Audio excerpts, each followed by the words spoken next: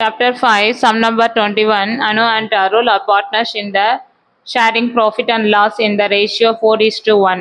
They have decided to admit Mano into the firm 2/5 share of profit. The goodwill of the firm on the date of admissions was valid is 25,000.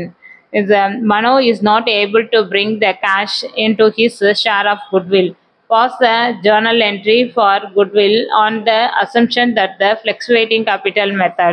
In the Anu and Aruloda old ratio is 4:1.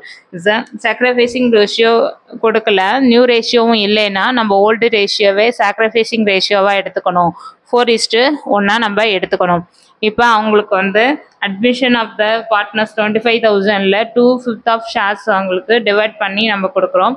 அந்த divide பண்ண ஷேரில் old பார்ட்னர்ஸ்க்கு அவங்களோட கேபிட்டல்லேருந்து old பார்ட்னர்ஸுக்கு நம்ம divide பண்ணி கொடுக்கணும். இந்த some எப்படி போடுறதுன்றதை பார்க்கலாம். Sum number 21. The sacrificing ratio in the oldest share of sharing ratio 4:1. Therefore, sacrificing ratio is 4:1. Mano share of goodwill 25,000. 25,000ல் 2/5 calculate பண்ணால் 10,000 வருது. இதுதான் மனோ கேபிட்டல் குட்வில் கொடுக்க வேண்டியது.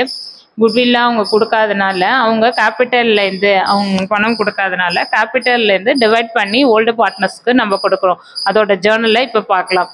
Journal entry date particulars LF debit and credit. Mano capital account data to Anu capital account to Arul capital account. Mano capital account is 10,000, Anu capital account 8,000, Arul capital account is 2,000. Mano shares of goodwill credited to old partners capital account in the sacrificing ratio. So working sum the 10,000 4/5 all calculate பண்ணா 8,000. The 8,000 Anu capital account.